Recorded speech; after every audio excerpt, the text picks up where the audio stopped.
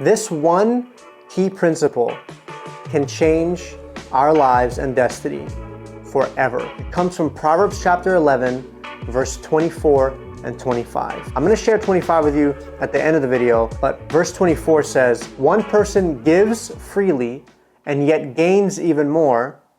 Another person withholds unduly, yet comes to poverty." The writer here is sharing a principle on how the kingdom of heaven operates. Now, it sounds a little bit contrary to how we're used to doing things on earth, because on earth it's all about us. What's in it for me? That's the big question. Why should I give to somebody else? Why shouldn't I keep that money for myself? Why should I give my time to that person? Let them figure it out. I have my own things to worry about. This is kind of the mindset that we have grown up with and are taught. It's a natural thing that everybody faces. However, God's like, look, man, here's how I operate.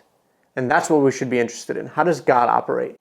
He works in a way of giving and receiving. God is a giver.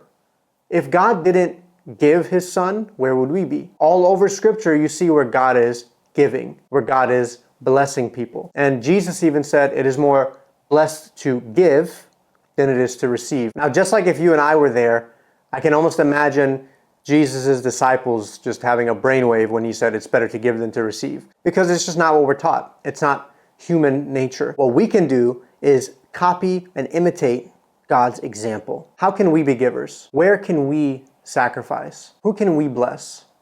You know, a generous person will prosper. It comes back to you. And you know, you can't outgive God. When you give towards God or something that God is asking you to give to, he can bless you more than you withholding that money. Why does somebody that withholds come to poverty? Imagine a farmer has seed and he never plants that seed. Picture him having all of that seed to sow and it just goes without use. How sad would that be? He would look at his field and never see any harvest. He would never see any crops. And that was because he didn't sow. It's not all about money. It could be time. It could be gifts, your talent, your ability, your knowledge, your advice, your wisdom. Freely you receive, freely you can give.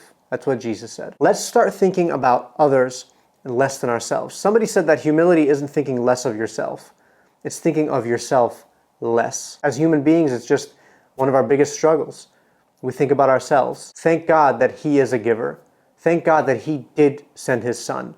You know, Jesus said, "For God so loved the world that he gave his one and only son, that whoever believes in him will not perish, but have everlasting life." Where would you and I be if God withheld? And in verse 25, the writer directly addresses people who need some refreshing in their lives. Somebody who is tired and weary. Maybe work has been stressing you out. Maybe relationships have been stressing you out. Maybe your family's been stressing you out. You could be facing financial difficulty. You could be trying to attain some goals and it's just not going your way right now. Whatever it is. In verse 25, it says, "He who refreshes others will themselves be refreshed." I encourage you to look for somebody to refresh today. Is there somebody in your life? Is there somebody at your job that you can do something for? Can you grab somebody a coffee? Can you give somebody a gift card? Can you help somebody move? Can you do anything for somebody? Whatever it is, refresh someone else and watch. I promise to you, God's going to bless you back. God's going to refresh you. God will strengthen your soul. Let's take these verses to heart today and let's practice them. God is going to turn everything that we sacrifice around for our blessing. Trust him, trust his word, and let's watch him do it.